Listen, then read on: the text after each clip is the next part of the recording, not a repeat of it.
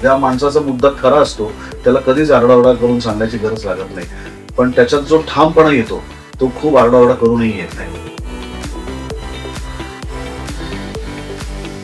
भारतातला पहिला राजा जो स्वकर्तृत्वाने रयतेसाठी राजा झाला, तर त्यांच्याबद्दल लोकांना माहिती नाही. धर्मनिरपेक्षता तर ती भारतीयांना शिकवण्याची गरज आहे असं मला खरंच वाटत नाही, कारण भारताच्या डीएनए मध्येच धर्मनिरपेक्षता आहे. भारत ही ज्ञानाची भूमी होती, ती रामकृष्ण बुद्धाची भूमी होतीच, तर त्याही पलीकडे ती ज्ञानी माणसांची भूमी होती. इथे अभ्यास करणाऱ्या माणसांचा, ज्ञानी माणसांचा सन्मान करण्याची भूमी होती, तर ती कुठेच येत नाही.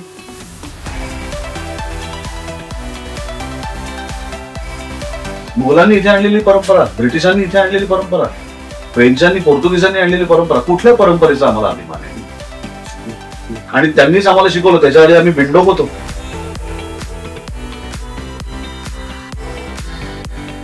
कुठल्याही माणसाचं, तो स्त्री असो पुरुष असो, कुठल्याही माणसाचं चारित्र्य ठरवण्याचा किंवा त्याच्या चारित्र्याचा नाश करण्याचा अधिकार कुठल्याही व्यक्तीला नाही.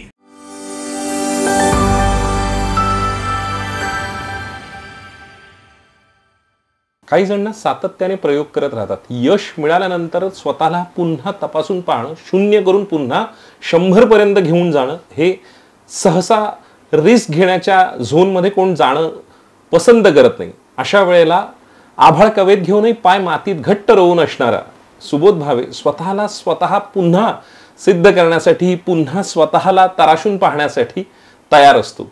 नेमका ह्या सगळ्या प्रवासाबद्दल त्याच्याकडून जाणून घेऊया, कारण हिंदीतला एक वेगळा टप्पा आणि एक एक्सरेटिक विजन आपण म्हणूया, जी शिक्षण पद्धतीवरची त्याच्या सिनेमातून आहे. सुबोध, या सगळ्यामधलं खूप खूप स्वागत आहे लेट्सअप बद्दल. आणि ह्या प्रवासाबद्दल जाणून घ्यायला आवडेल, कारण ही स्टोरी ऑफ इतिहास हे ज्या वेळेला येतं त्यातलं नावापासूनच खरं तर गंमत आहे. म्हणजे त्याने ते कॉइन केलेला शब्द आहे आणि एक्सरेटिक विजन आहे या सगळ्या गोष्टीला. त्या सगळ्या प्रवासाबद्दल सांगावं, त्याच्या लेखकाबद्दल तू बोलावास, आणि तुझ्या एका या सगळ्या म्हणजे सुपरस्टार असूनही स्वतःला पुन्हा तपासून पाहण्याची ही जी उर्मी आहे म्हणतो आपण, किंवा स्वतःला, तर त्या सगळ्या प्रवासाबद्दल तू बोलास असं वाटतं. आणि खूप खूप स्वागत आहे. थँक्यू. मलाही खूप छान वाटते की हा चित्रपट प्रदर्शित झाला, 1 आठवडा झालाय. आणि मनप्रीतनी, माझा या चित्रपटाचा निर्माता, लेखक, दिग्दर्शक सगळेच, त्यांनी सिंगल हँडेडली या चित्रपटाची निर्मिती केली. आणि कोणीही पाठीमागे नसताना हा चित्रपट प्रदर्शित करण्याचं धाडस त्यांनी पेललं. ह्या चित्रपटाला जेव्हा मी शूटिंग करत होतो तेव्हाच मी त्याला सांगितलं होतं की तुला चित्रपट सेन्सॉरमध्ये लटकणार आहे, आणि त्याप्रमाणे तो लटकला. त्याला जवळजवळ 50 ते 60 कट्स सेन्सॉरमध्ये पहिल्या स्क्रीनिंगनंतर सांगितले. मग त्याचा माझा फोन झाला, मला म्हटलं सर अगर इतने सारे कट किए तो फिल्म क्यों करूँगा मैं, मतलब सब खत्म हो जाएगा फिल्म का. मी म्हटलं रिवाईज कमिटीमध्ये परत एकदा तू अपील कर, रिवाईज कमिटीमध्ये पण एकदा दाखव. मग ते रिवाईज कमिटीमध्ये गेल्यानंतर मध्ये 50-60 वरनं खूप कमी कट्सवरती आले, तरीसुद्धा त्याला काही बदल करायला लागले, पण ॲटलिस्ट पिक्चर रिलीज झाला. आणि त्याला जे म्हणायचं होतं ते खूप प्रामाणिकपणे त्याला सांगता आलं चित्रपटातनं, हे माझ्यासाठी सगळ्यात जास्त आनंददायी आहे. तो सुद्धा नीरज अत्रेंचं ब्रेनवॉश्ड रिपब्लिक नावाचं पुस्तक आहे. ही गोष्ट जी आहे ही त्या नीरज अत्रेंच्या प्रवासावरनं प्रेरित होऊन केलेली गोष्ट आहे की पंजाबमध्ये फिजिक्सचा प्रोफेसर असलेला एक तरुण की जो डाव्या विचारांचा आहे, नास्तिक आहे, फार देवाधर्मावरती विश्वास ठेवणारा नाही आहे, असा एक तरुण इतिहासातल्या काही शाळेतल्या मुलांच्या इतिहासातल्या काही गोष्टींवरनं त्याला प्रश्न निर्माण होतो. आणि जो स्वतः फिजिक्स शिकवतो आहे मुलांना, आणि फिजिक्सचा म्हणजे सायन्सचा विद्यार्थी असल्यामुळे किंवा सायन्सचा शिक्षक असल्यामुळे सगळ्या गोष्टी लॉजिकली तपासून बघून आणि कुठलाही सायन्स प्रूफशिवाय त्याचं परिमाण मान्य करत नाही. तर तसं त्याला लक्षात आलं की काहीतरी इतिहासाच्या पुस्तकात चुका आहेत किंवा त्याला समाधानकारक उत्तरं मिळत नव्हती. म्हणून आधी त्यांनी अभ्यास केला, तरीही त्याला मिळालं नाही. मग त्यांनी जे डिपार्टमेंट शाळेच्या इतिहासाच्या पुस्तकाचं मॅटर ठरवतं किंवा अभ्यासक्रम ठरवतं, तो छापतं, त्यांना त्यांनी RTI केलं. आणि असे 100-125 RTI करूनसुद्धा जेव्हा त्यांच्याकडनं एकही उत्तर आलं नाही समाधानकारक, की त्यांनी विचारलं की हे जे तुम्ही इतिहासात लिहिलं आहे मुलांच्या, याचं प्रूफ काय, दाखला काय, तुम्ही दाखला द्या, कुठनं घेतलं तुम्ही. आणि त्यांनी एकही समाधानकारक उत्तर दिलं नाही. मग शेवटी त्यांनी कोर्टामध्ये पिटिशन दाखल केली आणि मग माननीय कोर्टाने निर्णय दिला आणि मग त्या गोष्टी हळूहळू बदलायला सुरुवात झाली. आणि त्याच्यावर त्या सगळ्या लढ्यावरती त्यांनी पुस्तक लिहिलं, ब्रेनवॉश्ड रिपब्लिक नावाचं. मलाही त्यांच्याबद्दल माहिती नव्हतं, पण कुठेतरी मनप्रीतसुद्धा आधी असाच होता की ठीक आहे, एवढं काय त्याच्यात वगैरे वगैरे. आणि हे पुस्तक त्याच्या वाचनात आलं. त्या पुस्तकाच्या वाचनाने तो भारावून गेला आणि पुढे 4 वर्ष हा चित्रपट म्हणजे त्याच्या स्वतःच्या आयुष्याचा झगडा आहे. आणि या 4 वर्षात त्यांनी कितीतरी इतिहास तज्ज्ञांना तो भेटला. चित्रपट जर तुम्ही पाहिला असेल तर त्या चित्रपटात नमित भारद्वाज जे पात्र मी करतोय, तर त्याच्या खोलीमध्ये जितकी पुस्तकं दिसत आहेत ती सगळी पुस्तकं त्यांनी वाचून काढली. आणि सेटवरती मी त्याला विचारायचो की मनप्रीत अभी कौन सा पढू मैं, सर आप ये पढिए, मग तुम्हाला त्यातला एक द्यायचा, आप पढिए. मग मी ते वाचत बसायचो. तर असा सगळा खेळ आमच्या शूटिंगच्या दरम्यान चालला होता. पण मला आनंद एका गोष्टीचा आहे की मी असं खूप हिंदी चित्रपट असं नाही आहे, मी चांगला चित्रपट असा आहे. आणि काम करताना हे ठरवलं होतं की मराठीत मी आजपर्यंत अर्थात महत्त्वाच्या भूमिका केल्या, मध्यवर्ती भूमिका केल्या, बायोपिक केले, खलनायकाच्या भूमिका केल्या, ग्रे शेडच्या केल्या, मराठीत अगदी 1-2 सीन असलेल्याही भूमिका केल्या. मला माझ्या भाषेत एखादा सीन करायला कमीपणा नाही वाटत किंवा मला त्याच्यात काही प्रॉब्लेम पण नाही आहे. आपल्या कितीतरी मित्रांच्या पहिल्या दुसऱ्या चित्रपटांमध्ये मी अगदी 1-2 सीनच्याही भूमिका केल्या, अजूनही करतो. पण हिंदीत करायचं नाही असं मी पहिल्यापासून ठरवलं होतं की केवळ मी मराठीत काम करतो म्हणून हिंदीतले जर मला हिरोच्या 3ऱ्या मित्राचा किंवा हिरोईनच्या भावाचा किंवा असल्या जर मला भूमिका देऊ करणार असतील तर मी त्या कधीच करणार नाही. आणि माझ्या सुदैवाने आजपर्यंत जे काही हिंदी चित्रपट केले त्याच्यात मला अशा भूमिकाही मिळाल्या नाहीत. अय्यासारखा चित्रपट असेल ज्याच्यात रोल छोटा होता पण राणी मुखर्जीच्या अपोजिट होतो मी. त्याच्यानंतर सजनी शिंदे का व्हायरल व्हिडिओमध्ये पण अप्रतिम व्यक्तिरेखा माझी होती. आणि अर्धांगिनी अर्धसत्य नावाचा माझा एक हिंदी आणि बंगाली चित्रपट, ज्यातला बंगाली चित्रपट रिलीज झाला पण हिंदी झाला नाही, अदरवाईज तीही माझी मध्यवर्ती भूमिका ठरली असती. आणि आता ही स्टोरी ऑफ इतिहासमधली मध्यवर्ती भूमिका. त्यामुळे मला असं वाटतं की केवळ हिंदीमध्ये काम करायचं म्हणून मला काहीही करायचं नाही आहे. आणि हिंदीमध्ये काम करायचं आहे तर माझ्यासाठी सगळ्यात महत्त्वाचं आहे की कोण निर्मिती करत आहे याच्यापेक्षा सुद्धा कोण करत आहे आणि तो काय अपेक्षेने म्हणण्यापेक्षा सुद्धा काय भावनेने करतो आहे. आणि याच ऑफिसमध्ये मनप्रीतची आणि माझी पहिली मीटिंग झाली. आम्ही ओळखतही नव्हतो एकमेकांना. आणि मी तो मला म्हणला सर स्क्रिप्ट, म्हटलं स्क्रिप्ट बाद में दे, पहिलं मला गोष्ट ऐकव काय डोक्यात आहे. आणि त्यांनी गोष्ट ऐकवली. तर माझी एक सवय आहे, मला कुठलाही डिरेक्टर आला माझ्याकडे, नवीन जुना कुठलाही आला, तर मी पूर्ण श्रवण करत असतो. ते श्रवण करता करता माझ्या डोळ्यासमोर त्याचं एक चित्र उभं राहत असतं आणि त्याचबरोबर मी दिग्दर्शकाच्या डोळ्यात डोळे घालून मी गोष्ट ऐकत असतो. आणि मला असं वाटतं की कुठल्याही दिग्दर्शकाला जर ती पॅशनेटली गोष्ट मांडायची असेल तर ती त्याच्या डोळ्यात दिसते. आणि मनप्रीतच्या डोळ्यामध्ये तेच दिसत होतं. त्याचा तो सगळा 4-4.5 वर्षांचा प्रवास त्याच्या डोळ्यात दिसत होता. आणि हार्डली 20 मिनटं त्यांनी मला गोष्ट ऐकवली. मी म्हटलं चल डन करूया आपण. तोपर्यंत त्याला 50-60 ॲक्टर्सनी, नावाजलेल्या ॲक्टर्सनी नाही म्हणून सांगितलं होतं. त्यांचे काय बायसेस असतील माहीत नाही, पण मला नाही असं वाटलं की आपण ह्याला नाही म्हणावं. अर्थात लो बजेट फिल्म होती, नेहमीपेक्षा खूप कमी पैसे मला मिळणार होते. तिकडे तशा शूटिंगला असतात, मराठीतसुद्धा असतात तशा काही सुखसोयी, व्हॅनिटी वगैरे अशा काही नव्हत्या. पण मला असं लक्षात आलं की ज्या पॅशननी हा मुलगा काम करतो आहे या पॅशनला आपण साथ दिली पाहिजे. आणि त्याला जे म्हणायचं आहे ते इतकं प्रामाणिकपणे त्याला सांगायचं आहे की त्या प्रामाणिकपणाच्या बरोबर आपण उभं राहायला पाहिजे. कारण त्या सगळ्याबरोबर एक महत्त्वाची गोष्ट आहे ती शिक्षण पद्धतीवरचा एक्सरे. त्या नमित भारद्वाजने प्रत्येक व्यक्तिरेखेने, म्हणजे अगदी तू इतक्या वेगळ्या वेगळ्या पद्धतीच्या केल्यास, ती व्यक्तिरेखा तुझ्याबरोबर आयुष्यभर राहते किंवा ती तुला काहीतरी देऊन जाते. हा नमित भारद्वाज तुला काही देऊन गेला नाही? नक्कीच. मला असं वाटतं की नमित भारद्वाजचा झगडा हा इतिहासापेक्षा सुद्धा स्वतःच्या मुलीच्या नजरेत आपण कमी पडतोय आणि चुकीच्या पद्धतीने ठरवले जातोय, तर ते पुसून टाकण्याचा त्याचा लढा आहे. आणि त्या मुलीच्या नजरेतला कमीपणा दूर करण्यासाठी त्या इतिहासाची पुस्तकं त्याच्यासमोर येतात, त्यातल्या चुका त्याच्यासमोर येतात. आणि मग तो, अर्थात तोही फिजिक्सचा टीचर दाखवला चित्रपटामध्ये, त्यामुळे तोही झपाटल्यासारखा त्या सगळ्या गोष्टींच्या मागे लागतो. पुस्तकं वाचून काढतो, लोकांना भेटतो, काय करता येईल याचा विचार करतो.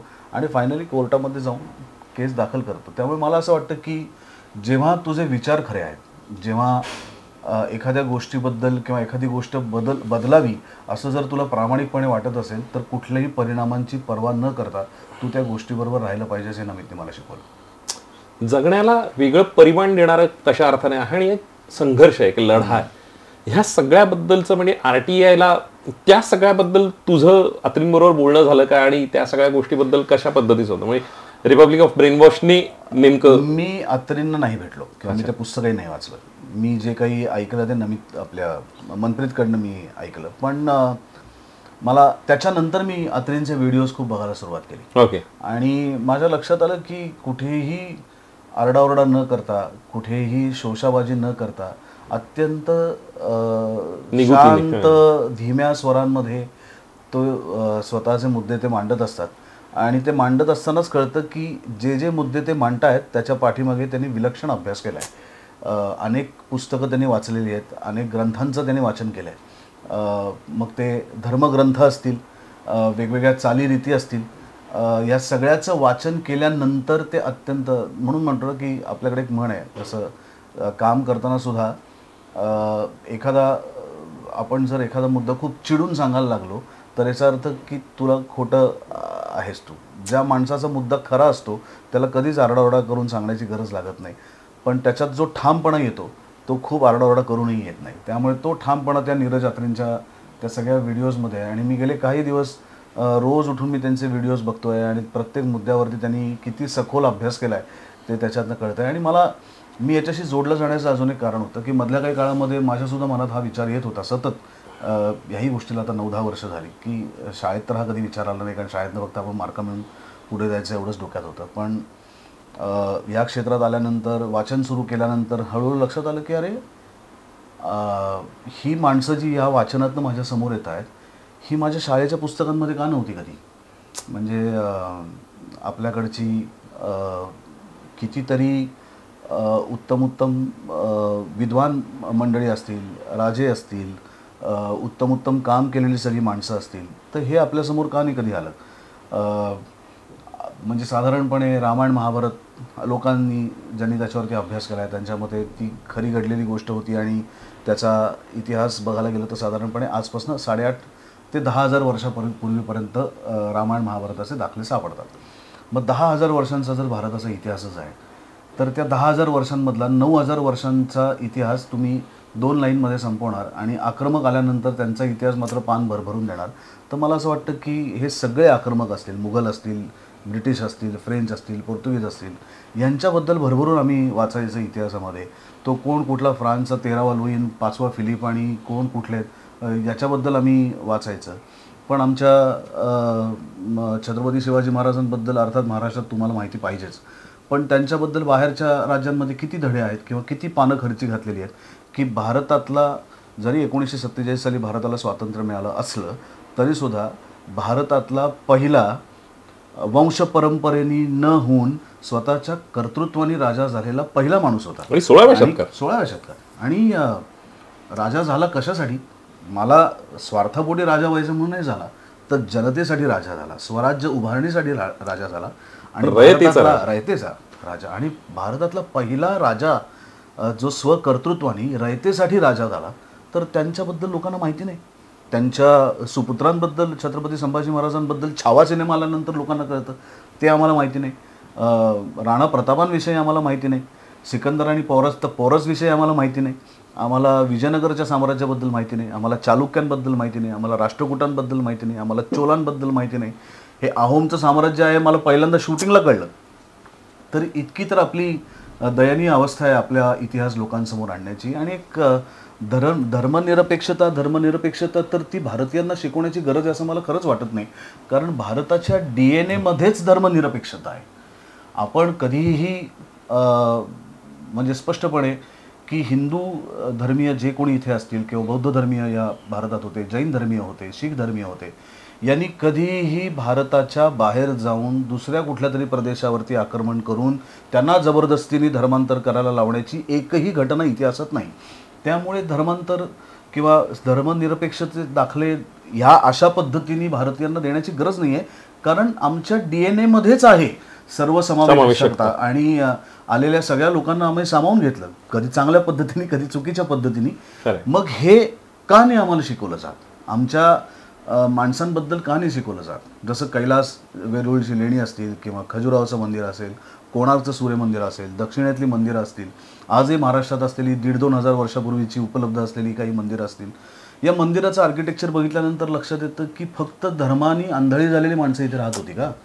हे सगळं बांधायला मुळात तुम्हाला गणिताचं ज्ञान असायला लागतं, तुम्हाला भूमितीचं ज्ञान असायला लागतं, तुम्हाला शास्त्रांचं ज्ञान असायला लागतं, तर तुम्ही स्थापत्यशास्त्र आलं त्याच्यात. नाहीतर आज महालक्ष्मीच्या मंदिरामध्ये तुम्ही गेल्यानंतर त्या महालक्ष्मी देवीच्या मूर्तीवरती सूर्याचा किरण येतो हे बघायला तिकडे गर्दी जमते, पण तो कसा येईल याचा विचार करणारी माणसं तेव्हा होती ज्यांनी ते मंदिर बांधलं ना. त्यांना माहिती होतं की सूर्याचं मार्गक्रमण कसं होणार आहे आणि कुठल्या वेळेस कुठल्या दिवशी त्याचं किरण देवीच्या तोंडावरती पडणार आहे. त्यामुळे हा सगळा विचार करण्यासाठी मुळात आधी खगोलशास्त्राचा अभ्यास असायला लागतो, गणिताचा अभ्यास असायला लागतो, भूगोलाचा अभ्यास असायला लागतो. हा अभ्यास असल्याशिवाय असं बांधता येणं शक्य आहे का? म्हणजे भारत ही ज्ञानाची भूमी होती, ती रामकृष्ण बुद्धाची भूमी होतीच, पण त्याही पलीकडे ती ज्ञानी माणसांची भूमी होती. इथे अभ्यास करणाऱ्या माणसांचा, ज्ञानी माणसांचा सन्मान करण्याची भूमी होती. तर ते कुठेच येत नाही. ते का येत नाही आणि का ते झाकलं जातं? आणि का झाकलं जातं? म्हणजे ह्याच्यात लाज वाटण्यासारखं काय आहे? बरं, हे सगळे लोक आक्रमक भारतात आले, इथे जर का निर्बुद्धच लोक राहत असतील किंवा कामचुकारच लोक राहत असतील किंवा हा जर अत्यंत गरीब मागासलेला देश असता तर ते इथे कशाला आले असते? त्यांना काय मिळणार होते इथे? इबन बतुता असेल किंवा युवान श्वांग असतील, ते अभ्यास करायला किंवा ह्याला इथे आले. याचं कारण इथे प्रचंड सुबत्ता होती, खरंय, बुद्धीची होती, संपत्तीची होती, शौर्याची होती. ही सुबत्ता इथे होती म्हणूनच ते अभ्यास करण्यासाठी इथे आले. आज कितीतरी वेळ आता आपण तिकडे गेल्यानंतर लक्षात येतं की आज थायलंडमध्ये तुम्ही गेलात किंवा कंबोडियामध्ये गेलात किंवा इंडोनेशियामध्ये गेलात तरी तिथे रामकृष्ण पोचलेले आहेत. खरंय, कंबोडियामध्ये जगातलं सगळ्यात मोठं मंदिर जे अंकुर वाटचं मंदिर आहे ते विष्णू मंदिर तिथे आहे. तर तिथपर्यंत कशी गेली लोक? जर आपल्याला समुद्रामार्गे प्रवास करणं हेच जर आपल्याला माहिती नसेल तर तिथपर्यंत लोक गेली कशी? जगभरात बुद्ध पोहोचणं. जगभरात बुद्ध पोहोचले. त्याच्या आधीही अनेक दाखले आहेत की जिथे आपला अगदी आखाती प्रदेशांमध्ये असेल किंवा पूर्वेकडच्या देशांशी असेल आपला सातत्याने व्यापार संबंध, शैक्षणिक संबंध, रोटी बेटी व्यवहार हे चालत होते. मग इतका जर समृद्ध असा तुमचा देश होता, हा प्रदेश होता, मग या प्रदेशातल्या ह्या माणसांबद्दल तुमच्या इतिहासात काहीच मिळत नाही. खरंय. आणि ह्यांनी होतं काय की आपण एक भारतीय म्हणून माझ्या भारतात ही लोक होऊन गेली, त्यांनी हे निर्माण केलं आणि हे जर का मला पहिल्यापासून वाचायला मिळालं तर आपोआप इथे शिकणाऱ्या सगळ्या मुलांचा एक आपल्या देशाविषयी, ज्या भागात आपण राहतोय त्या भागाविषयी, आपल्या लोकांविषयी, आपल्या पूर्वजांविषयी एक अभिमान आपल्या नजरेस येतो. तो अभिमानच आम्हाला नाहीये. खरं, आपण फक्त प्रतिज्ञेपुरतं समृद्धतेने नटलेल्या परंपरांचा मला अभिमान आहे. ही परंपरा आहे ती. मुघलांनी इथे आणलेली परंपरा, ब्रिटिशांनी इथे आणलेली परंपरा, फ्रेंचांनी, पोर्तुगीजांनी आणलेली परंपरा, कुठल्या परंपरेचा आम्हाला अभिमान आहे? आणि त्यांनीच आम्हाला शिकवलं. त्याच्या आधी आम्ही बिंडोक होतो. मग ते कुठे आहेत? चाणक्यांविषयी धडा नाही, चंद्रगुप्त मौर्यांविषयी नाही, सम्राट अशोकाविषयी नाही. आणि जे आहे ते चुकीच्या पद्धतीने आहे. आणि ओव्हरऑल इन्फॉर्मेशनला ज्ञान समजण्याची जी गल्लत आजही आहे. आणि मला याच्यातलं सगळ्यात महत्त्वाचं पटलं काय की इतिहास हा कुठल्याही नजरेतनं लिहायचा नसतो. इतिहास हा त्याच्या काळ्या पांढऱ्या राखाडी पानांसकट लिहायचा असतो. जे जसं घडलं तसं.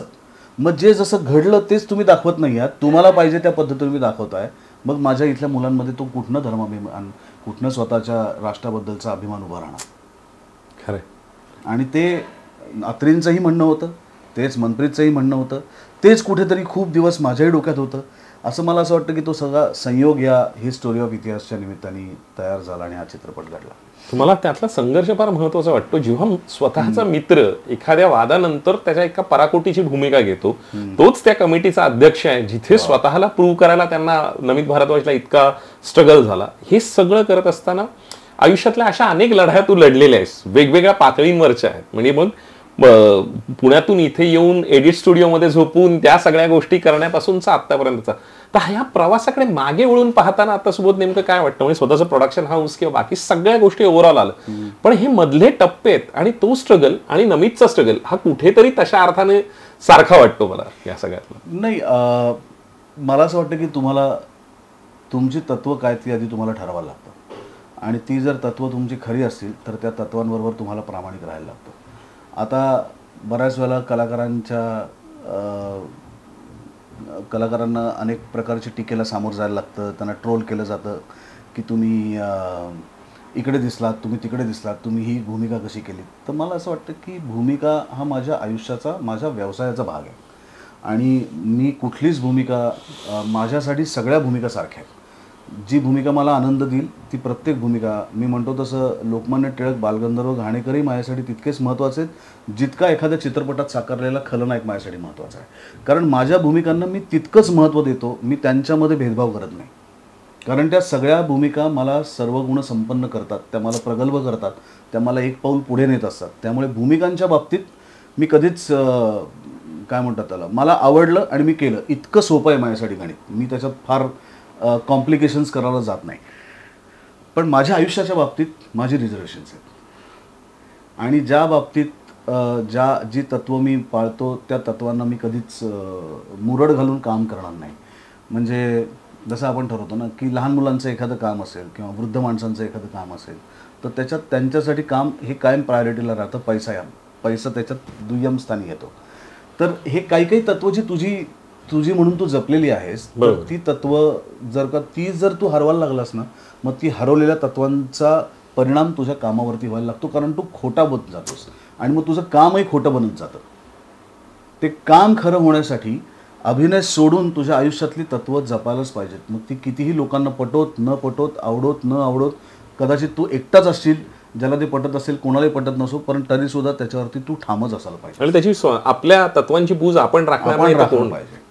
या सगळ्यामध्ये ओव्हरऑल तू ट्रोलिंगचा मुद्दा म्हणालास, पण त्या सगळ्याबद्दल ओव्हरऑल म्हणजे जो केओस आता सुरू आहे त्याबद्दल हातात मोबाईल असणारा आणि त्याच्याकडे नेटपॅक आहे, तो प्रत्येक माणूस आज स्वतःचं एक मत घेऊन मीडिया म्हणून उभा राहतो.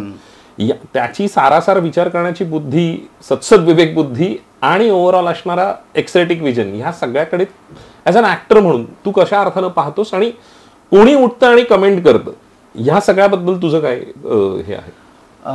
आता ते माध्यम इतकं सोपं स्वस्त झालं आहे की त्याच्यावरती कोणाचाही कंट्रोल राहिलेलं नाही आहे.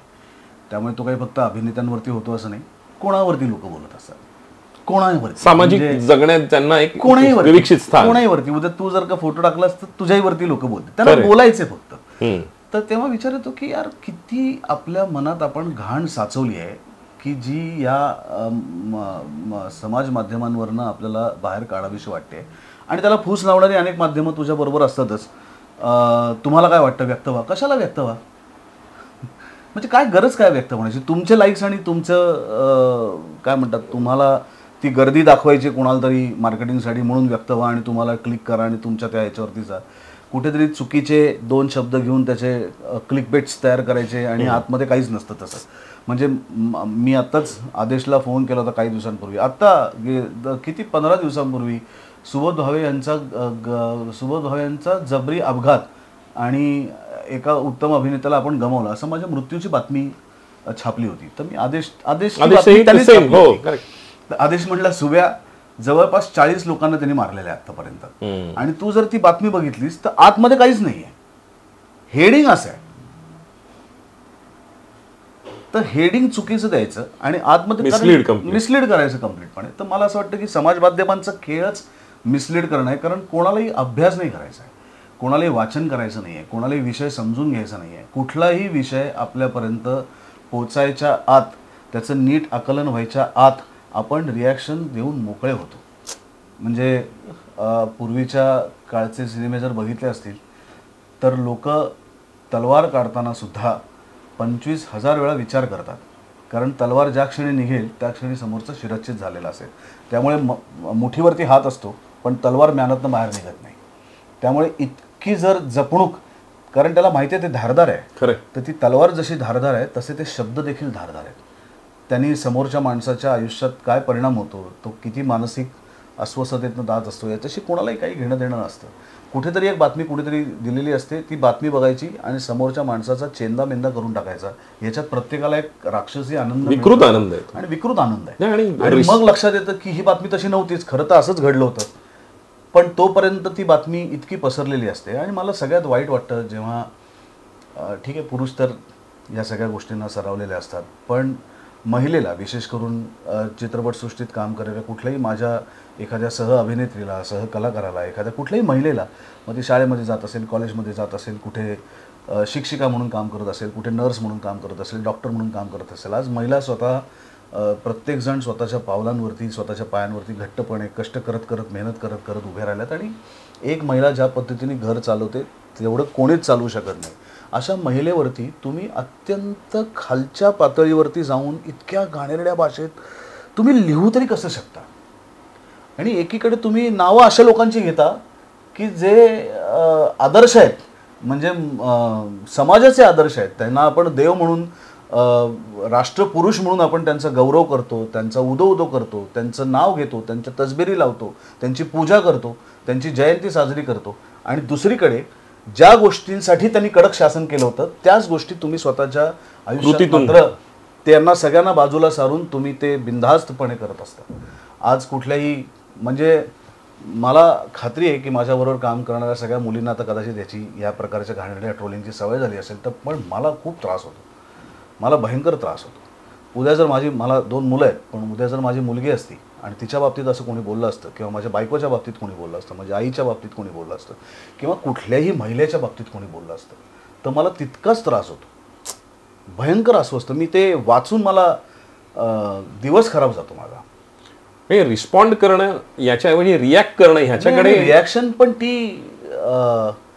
ती वैचारिक रिॲक्शन नाही आहे ना, खरंय, ती अत्यंत खालच्या पातळीला जाऊन केलेली टीका, निंदा.